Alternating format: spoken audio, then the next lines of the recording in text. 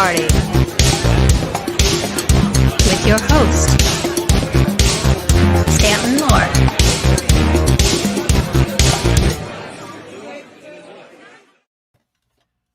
All right, everybody. Hello, how y'all doing out there? This is exciting for me to be invited to host the DW playlist party. So we got some really fun tunes in store that we're going to play today. I'm going to talk a little bit, not too much, but I think I'm going to talk a little bit about the tunes. So today I wanted a unifying thread in what we're going to listen to, and I get a lot of questions about a particular sticking that is right, left, right, right, left, right, right, left. I figure there's a lot of drummers going to be watching today, so we can talk about a little bit of drumming stuff. So this sticking, which is number 33 in George Lawrence Stone's Stick Control, it is called Paradiddle Middle Diddle by some people. Joe Porcaro calls it the rock and roll paradiddle.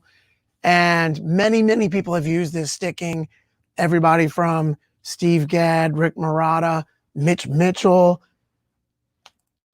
The list goes on and on and on. Ian Paice from Deep Purple, David Garibaldi. And we're going to be listening to some of this today. But in my listening and experience, I've found that the first time I can find this sticking really played was by Driss Mohammed. And the first recording I can find that he did this on. Driss Mohammed is an incredible drummer from New Orleans. And he went up and made a name for himself in New York, played on a lot of the Blue Note, Prestige, and other funky jazz records. And so Idris would take the Mardi Gras Indian tambourine pattern from New Orleans, and then he would fill it in on the snare. So he's the first guy that I really found playing this sticking, and I don't think he was thinking of it as a sticking as much as he was thinking of it as that Mardi Gras Indian tambourine pattern, filling it in with the left hand. So we're going to start off by listening to what I can find as the first recorded example of this sticking being played, and it's by Driss Mohammed, and it is Grant Green, Ain't It Funky Now. It's his version of the James Brown tune, Ain't It Funky Now. And if anybody else can think of an earlier period, I love learning.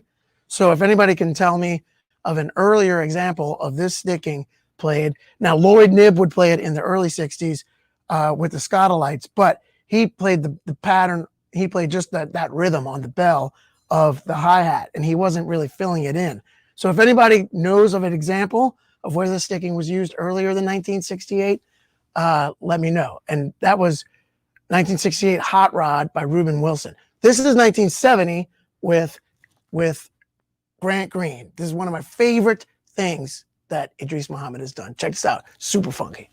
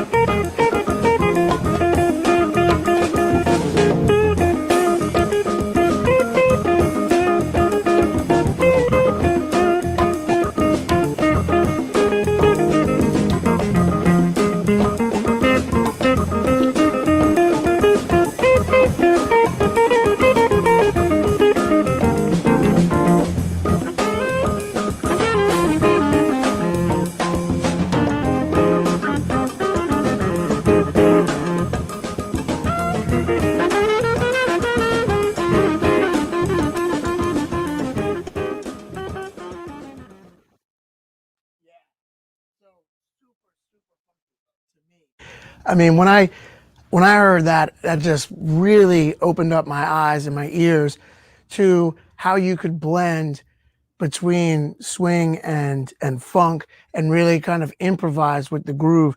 And you can hear once Driss comes up here to the ride cymbal, it really starts to kind of blur the lines between swing and funk. And to me, when I heard that, it just, I was like, man, that's beautiful.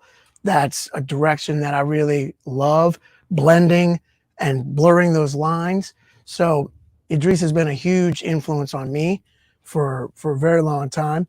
And as I was saying, he would play that, and that's basically the Mardi Gras Indian tambourine cowbell rhythm. Check, check, check, check, check, check, check, check, check, check, boom, right? So that's how he was using it. But what's fascinating to me is how other people have used this sticking in a lot of different ways. So one of the other favorite ways that the sticking has been used is by the great Mitch Mitchell, who of course played with Jimi Hendrix. So right now we're going to check out a little bit of Mitch Mitchell's groove to the Jimi Hendrix tune Little Miss Lover, and you'll hear the similarities between this. And so Mitch was playing it in a rock context, and I'm going to play this for you because if we try to play this tune, it might get flagged, so we don't want to do that. So I'm just going to go ahead and play you this beat to demonstrate this sticking. So I'll play the sticking slow.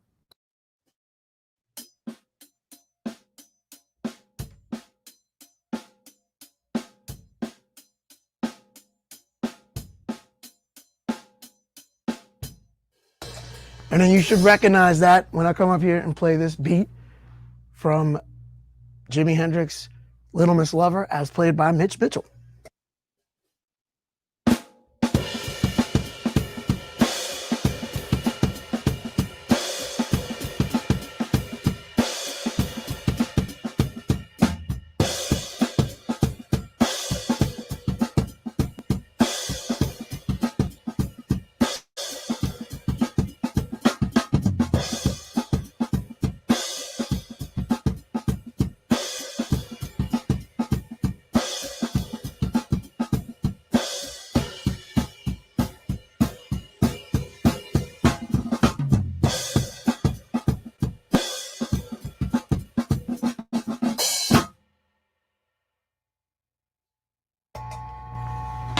Yes, indeed.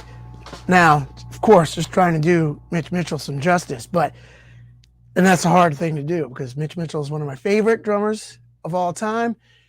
And that sticking, again, showing up in a different place, but the same thing. Right, left, right, left, right, left, right? So now we're going to get into a little bit of an obscure, lesser known track, but this is, I think coming up is Redbone, and this is Pete DePoe on drums. So the importance of this recording is that both David Garibaldi and Mike Clark cite this recording as the first time that they heard somebody hinting at that rhythm, ding, ding, ding, ding, ding, ding, ding, boom, on the ride cymbal. And it was this recording, and it was Pete DePoe on drums. And with Mike Clark and David Garibaldi, they heard this as they were growing up, both in Oakland, and they started experimenting with that, and hence why you can hear some similarities in David Garibaldi and Mike Clark. They were inspired by some of the same things.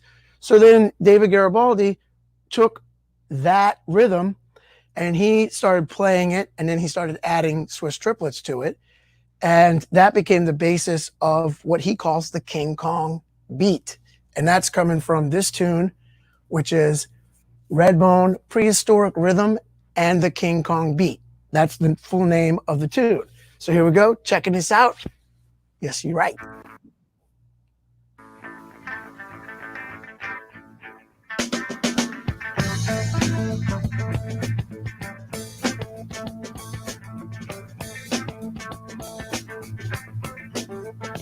Ain't no job, man, mama, in the whole round world. Do it like we're doing it when we're doing it. Doing it. Ain't no man, ain't no woman who can signify that we ain't doing it. Doing it. That prehistoric rhythm with a King Kong beat. Ain't no groove to the music if you can't get in it. You can really get that feeling when we're doing it. Doing it. So get down to the level. Let's get sanctified now when we're doing it. Doing it. That prehistoric rhythm with a King Kong beat. Come on, baby, do the Cajun thing.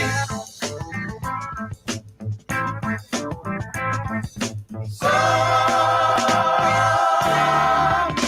easy to do.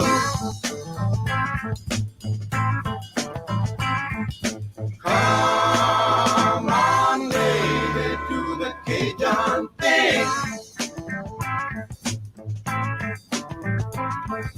So easy to do. Ain't no job, talent farmer in the whole round world that do it like we're doing it when we're doing it. Doing it. Ain't no man, ain't no woman who can signify that we ain't doing it. Yes, indeed. So you can hear how sometimes he's playing that sticking on the hi-hat, and then you could hear when he went to that bell playing that rhythm up there. So David Garibaldi came up with his King Kong beat based off of the inspiration of that song.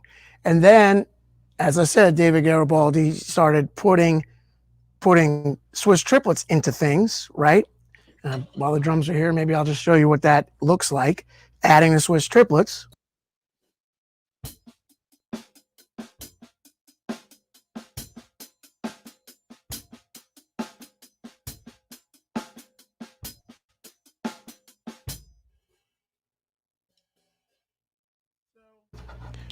When you get into that and you pick it up to tempo and you put some funkier bass drum under there, then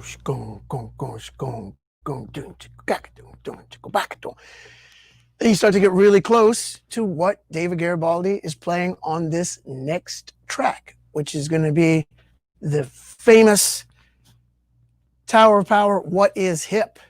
And this is Garibaldi playing his version of this sticking with the Swiss triplets added in. And he has said that he was inspired by that last track, which was Pete DePoe on drums. So let's check this out.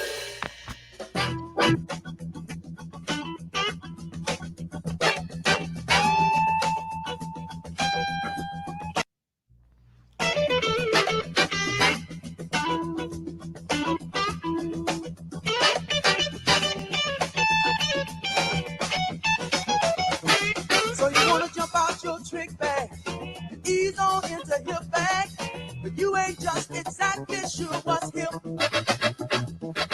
You started to let your hair go, spend big bucks to cop your wardrobe, but somehow you know there's much more to the trip. What is hip? Tell me, if you think you know. What is hip? If you really hip, the past and the years will show you in a hip trip. Maybe hipper than hip. What is hip?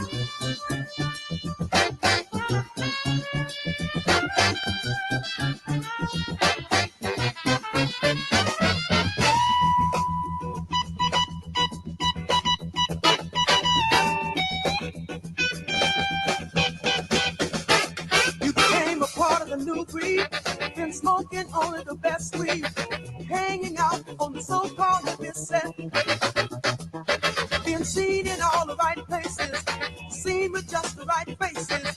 You should be satisfied, but still it ain't quite right. What is hip? Tell me, if you think you know. What is hip? If you're really hip, the past and the years will show you in a hip trip. Maybe hipper than hip. What is hip?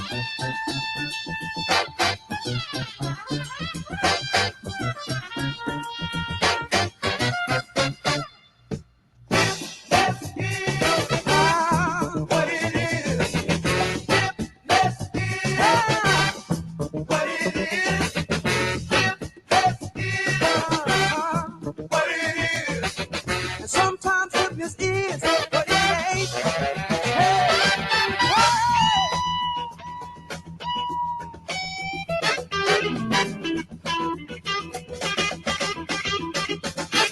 you went and found you a guru in an effort to find you a new you, and maybe even manage to raise your conscious level while you're striving to find the right road.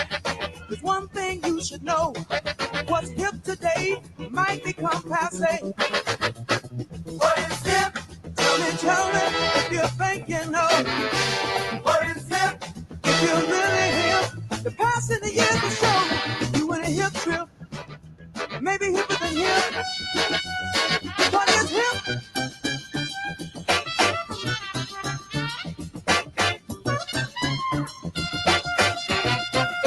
Think about it, y'all.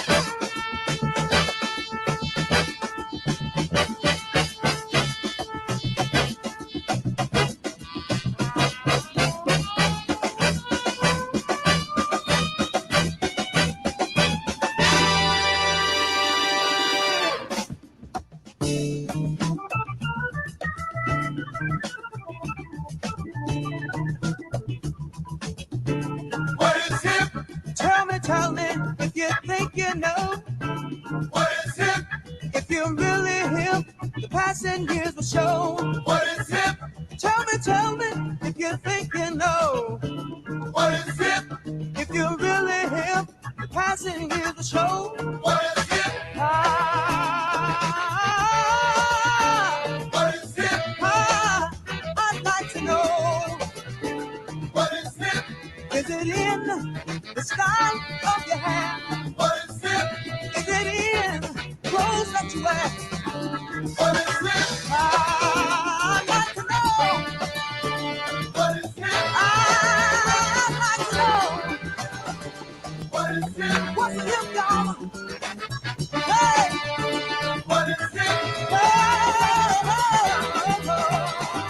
What is hip? What's a hip, y'all? What is hip? I wanna know. What is hip? What is hip? Hey! I wanna know what hip is.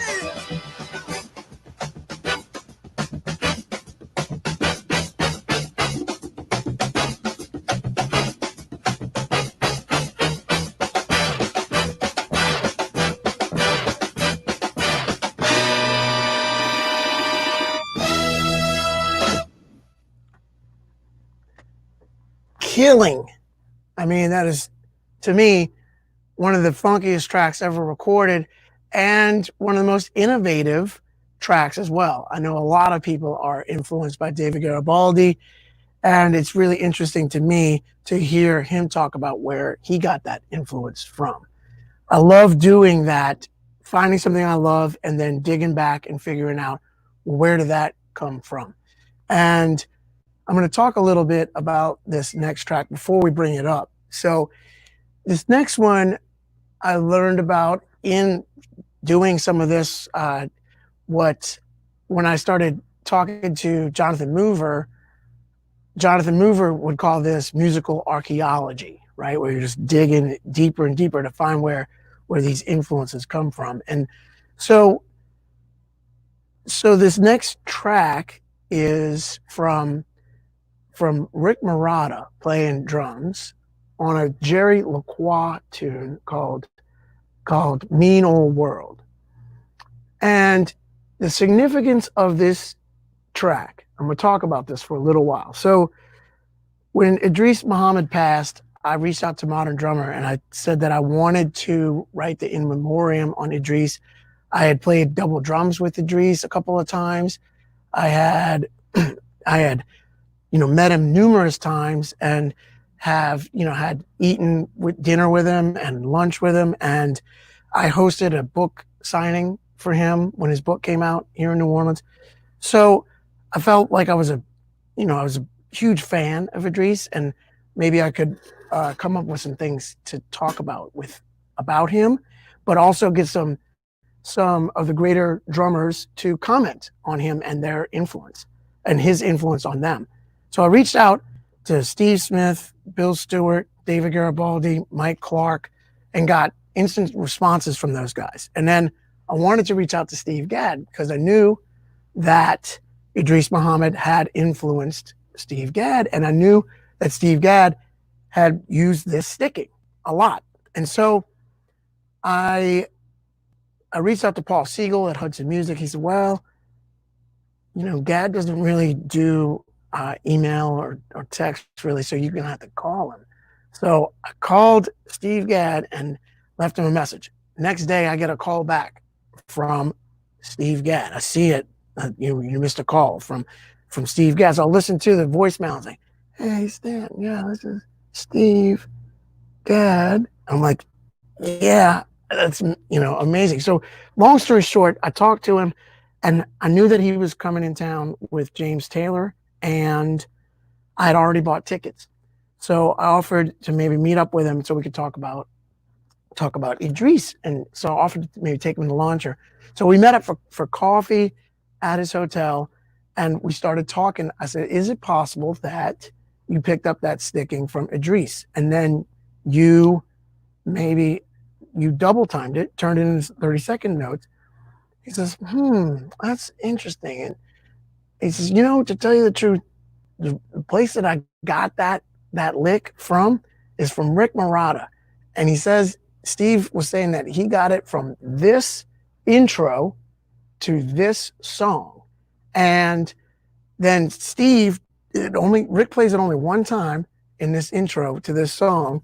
And then Steve took that little lick and looped it up and basically made it into one of his Gaddisms, right? So without talking too much more, let's listen to this Jerry LaCroix tune.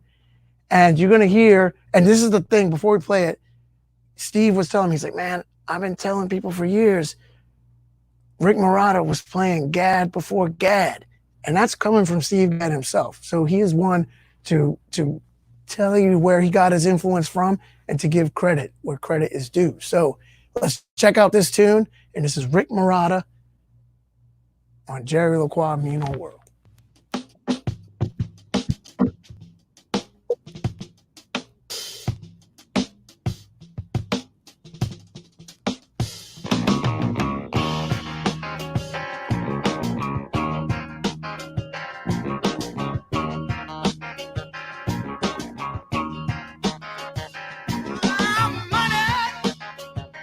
So,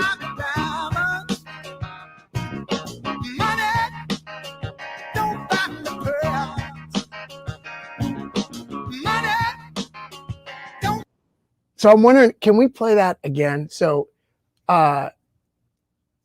this is being controlled by DW in Los Angeles, and I'm here in New Orleans. So Jules and Kevin are at the helm, and sorry to throw y'all a curveball, but can we hear that one more time? Just because that little lick, y'all have heard that before, and Steve Gadd, we're going to listen to him playing it, but I want y'all to hear that again, because to me, when I heard that, I was like, oh my God, there it is. And that's where Gadd got it from. So let's hear this intro again, if we can, please.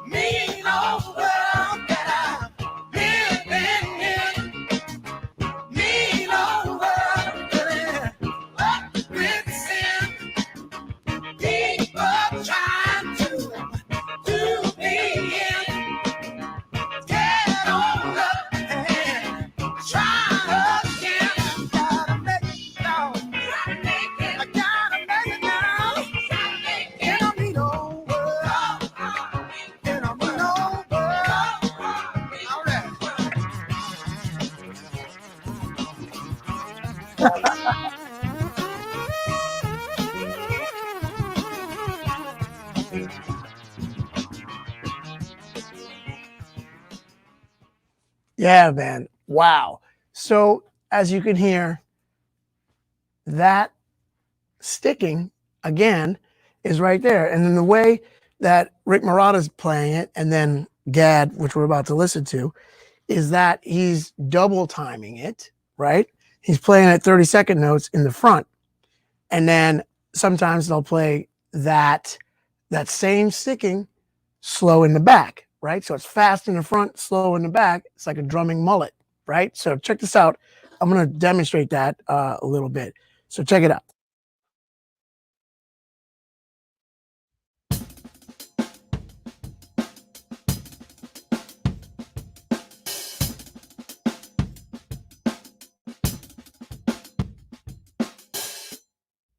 And I looped it up, which is, you know, the way that Gadd does it. So, but Rick just played it that one time, and it was so hip. So I'm going to slow it down a little bit so you can see what it is.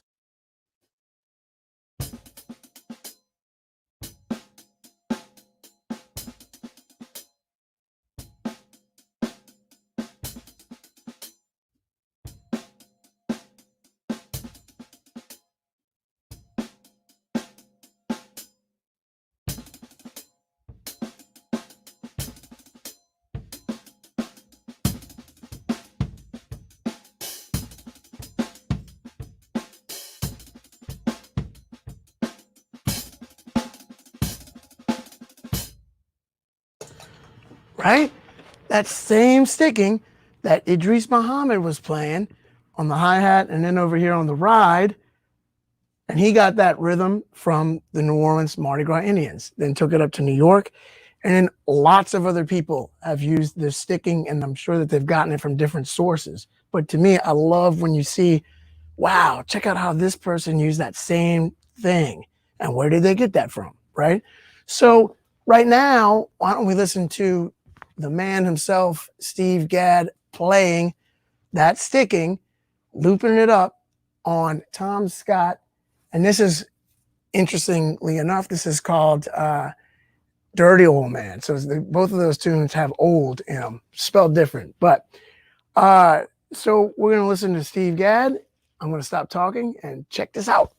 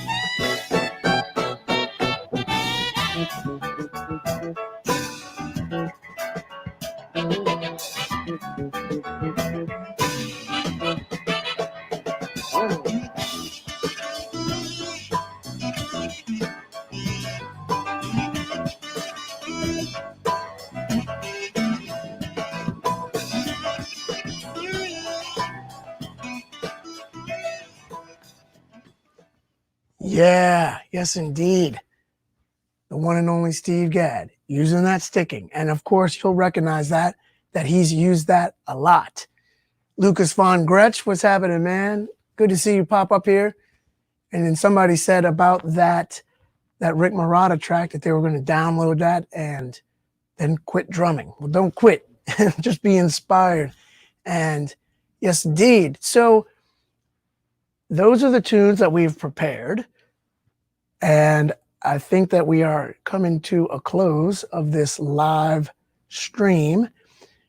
Here are some of the things that I'm doing. Stanton Moore Drum Academy. That's my online school where my subscribers have access to all the videos that I've been making. You see some of them on my YouTube and my Instagram and Facebook, but there's my Instagram, my YouTube and Facebook. I encourage y'all to come follow me. If I'm new to some of you, I would love to see some of y'all.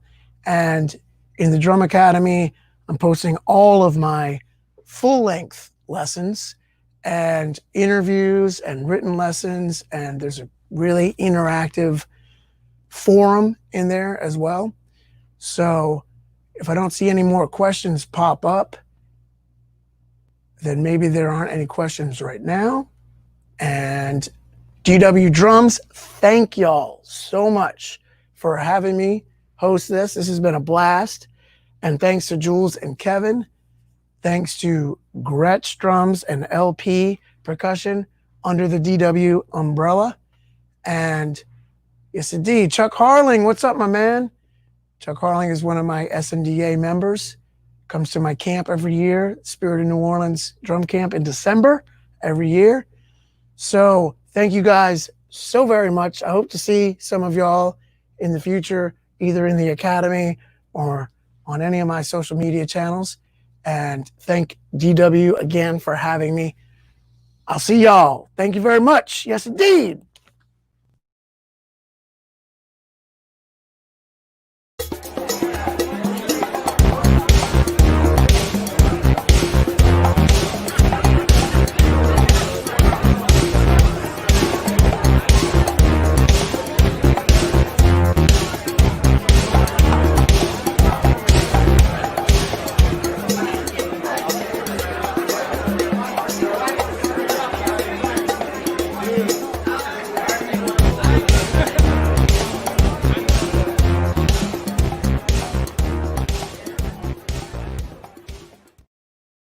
I think they're gonna stick around.